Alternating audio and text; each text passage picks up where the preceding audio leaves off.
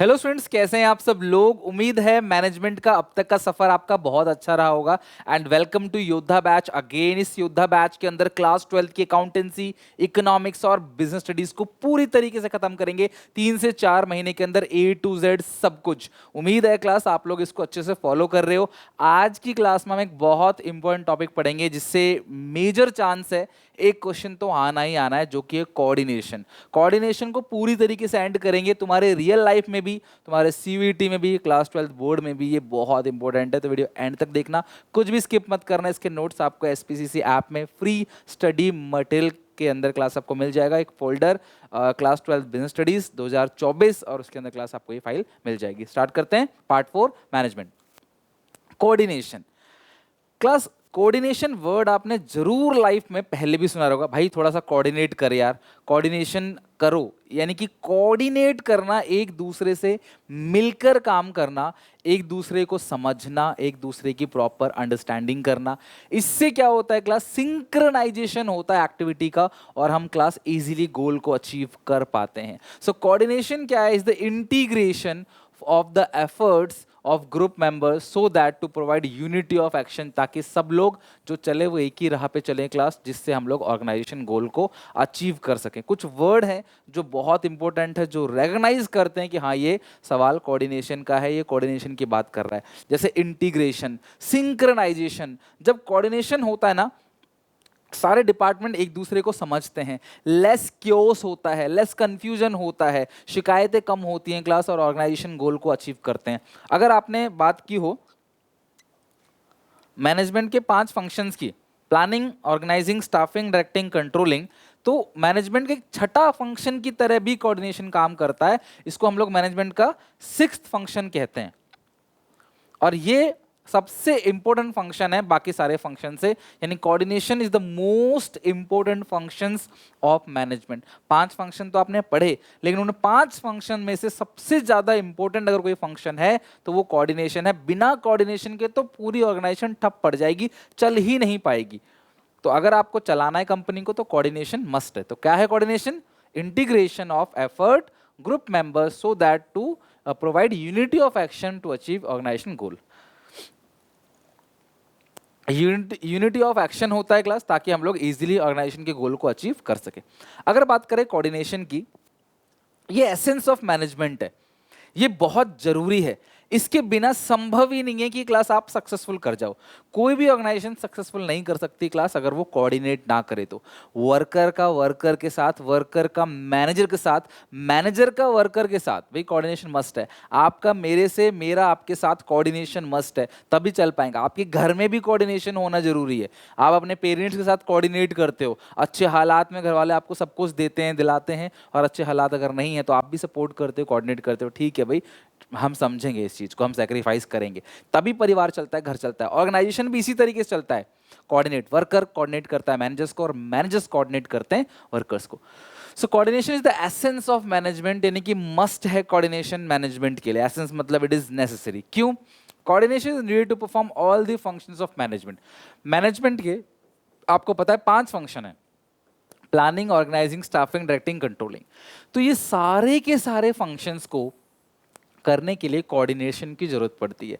Planning department वाला जो बंदा है वो ऑर्गेनाइजिंग डिपार्टमेंट से कोऑर्डिनेट करेगा, ऑर्गेनाइजिंग वाला स्टाफिंग से, स्टाफिंग वाला डायरेक्टिंग से, डायरेक्टिंग वाला कंट्रोलिंग से, और इसी तरीके से कंट्रोलिंग वाला डायरेक्टिंग से, डायरेक्टिंग वाला स्टाफिंग से, स्टाफिंग वाला ऑर्गेनाइजिंग से, और ऑर्गेनाइजिंग वाला प्लानिंग से। हर एक डिपार्टमेंट, अगर सब लोग बातचीत नहीं करेंगे, एक दूसरे से कोऑर्डिनेट नहीं करेंगे तो कैसे काम चलेगा?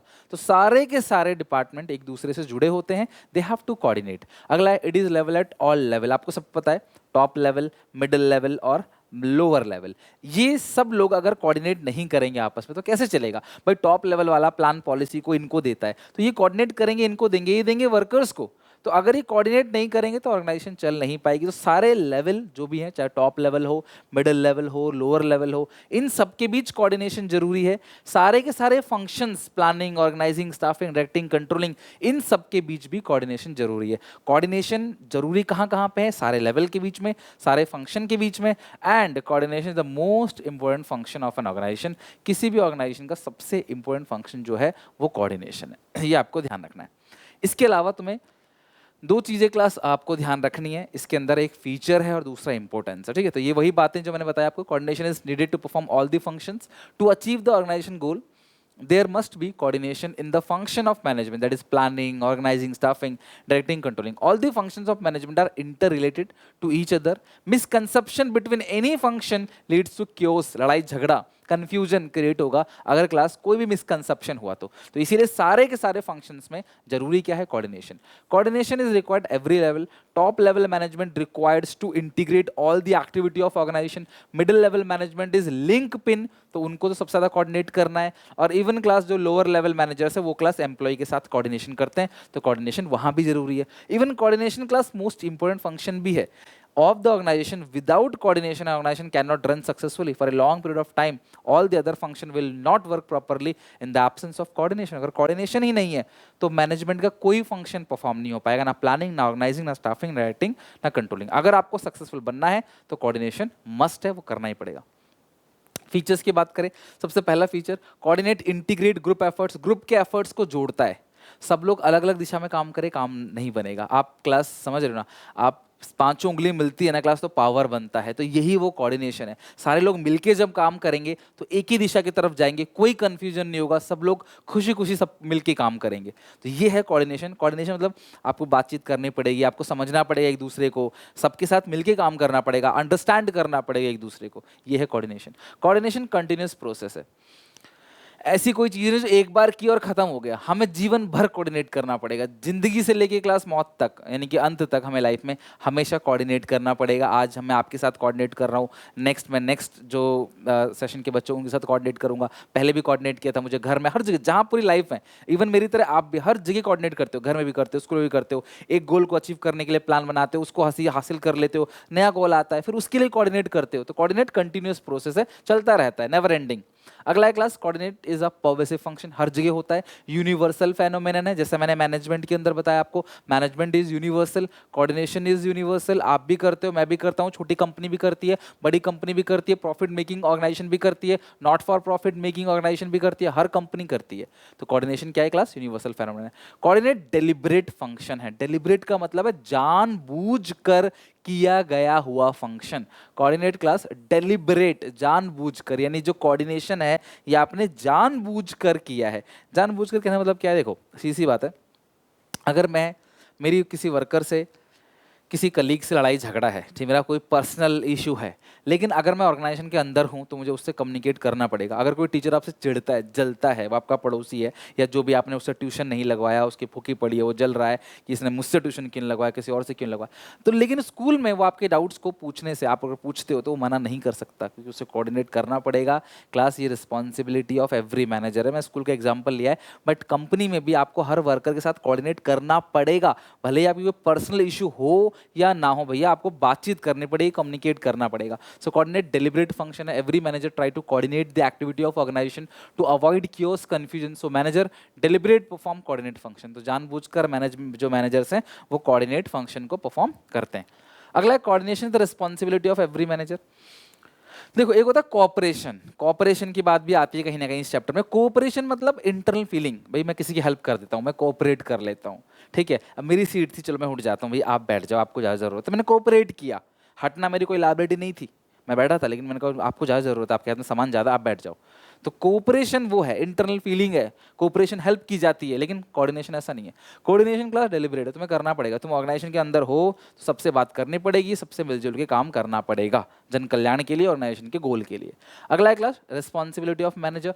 Coordination is the responsibility of every individual in the organisation, it is not restricted to top level. Coordination कोई ऐसी चीज नहीं है जो सिर्फ टॉप लेवल वाले ही करें, deliberately perform by each and every employ, so there is no confusion achievement of goal, ताकि गोल को अचीव करने में कोई कंफ्यूजन ना हो, टॉप हो चाहे मिडिल हो चाहे लो हो, हर लेवल के मैनेजर्स क्लास कोऑर्डिनेशन फंक्शन को परफॉर्म करते हैं। अब है इसका इंपॉर्टेंस, ये हमारा क्लास लास्ट टॉपिक है, कोऑर्डिनेशन का इंपॉर्टेंस, और उसके साथ ये चैप्टर पूरी तरह से खत्म। कोऑर्डिनेशन का फायदा क्या है, अगर सब एक दूसरे से कनेक्ट करेंगे, मिलजुल के काम करेंगे तो फायदा क्या होगा, कभी सोचा है आपने?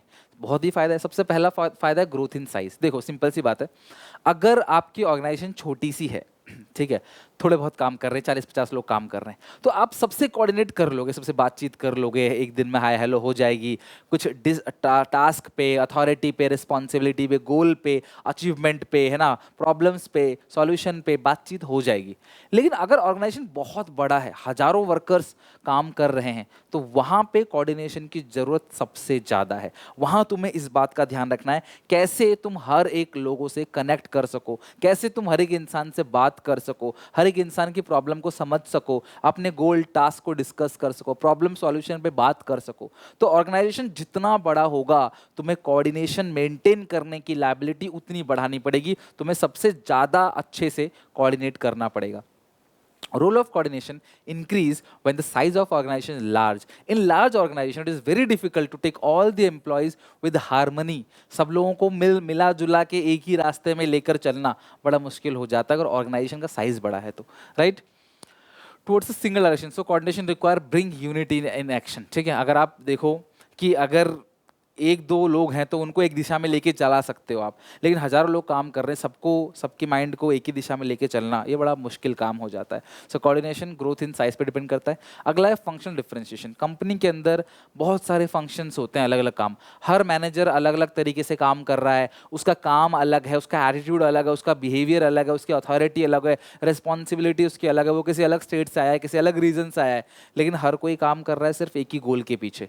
तो उन सबके बीच में कोऑर्डिनेशन होना बहुत जरूरी है, नहीं तो सब अलग अलग डायरेक्शन में काम करेंगे, क्लास गोल अचीव नहीं हो पाएगा। तो वर्कर भले ही अलग अलग दिशा से आया हो, अलग अलग डायरेक्शन से आया हो, लेकिन उसका गोल एक ही है। तो कोऑर्डिनेशन हमेशा जरूरी है क्लास फंक्शनल डिफरेंशिएशन खत्म करने के लिए। An organisation has many department और sections performing different functions, all these functions are important for achieving the overall goal of the organisation. Therefore coordination is essential for integrating the all the function. सारे function को जोड़ना class coordination बहुत जरूरी है। तो जो functional differentiation है लोगों के बीच कि मैं अलग काम करता हूं, तुम्हारा फंक्शन अलग है, तुम्हारा फंक्शन अलग है, उन सबको खत्म करना क्लास कहीं ना कहीं कोऑर्डिनेशन जरूरी है इन सब के बीच के डिफरेंस को खत्म करने के लिए। अगला है class specialisation. In an organization there are various experts at various department and they feel that they are only the qualified person and they always take the right decision. If all experts work in their own way, it will result chaos and confusion. लड़ाई झगड़ा होगा class, confusion create होगा. So coordination is required so that all expert or specialized people move towards a common goal without any ego clashes, without any confusion. कहने का मतलब क्या है, देखो ऑर्गेनाइजेशन के अंदर ना बहुत सारे ऐसे लोग होते हैं जो अपनी फील्ड में अपने काम में एक्सपर्ट होते हैं कि भाई उनको वो काम आ रहा है, वो अपनी फील्ड में अपने काम में एक्सपर्ट है, माहिर है। उनको लगता है भाई प्रोडक्शन डिपार्टमेंट का जो हेड है वो सोचेगा मैं जो हूँ मैं ही सही हूँ, जो मैं कहता हूँ वो सही कहता हूँ, जो मैं डिसीजन ले रहा हूँ वो डिसीजन सही है।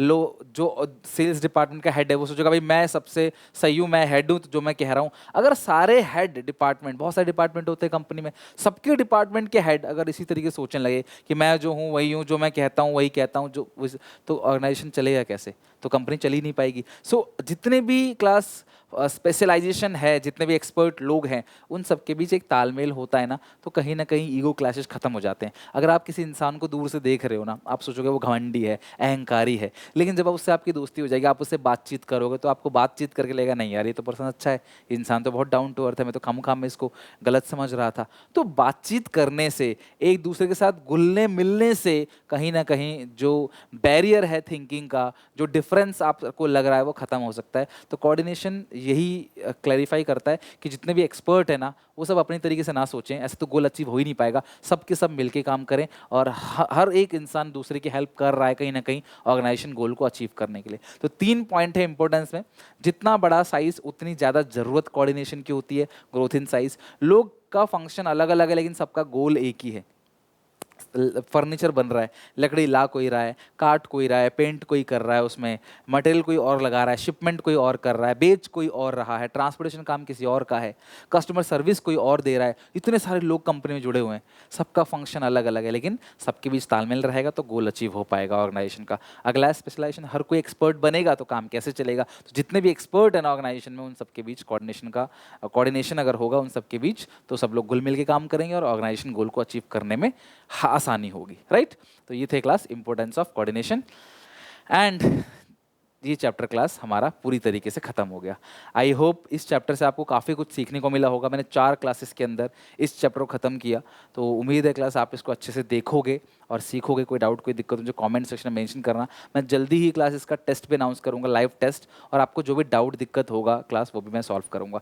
मिलते हैं क्लास नेक्स्ट वीडियो में, तब तक के लिए टेक केयर, बाय बाय। उम्मीद है क्लास आपको ये सेशन अच्छा लगा होगा, तो कमेंट करके फीडबैक जरूर देना। अगली क्लास में एक नए चैप्टर के साथ शुरुआत करेंगे, ठीक है।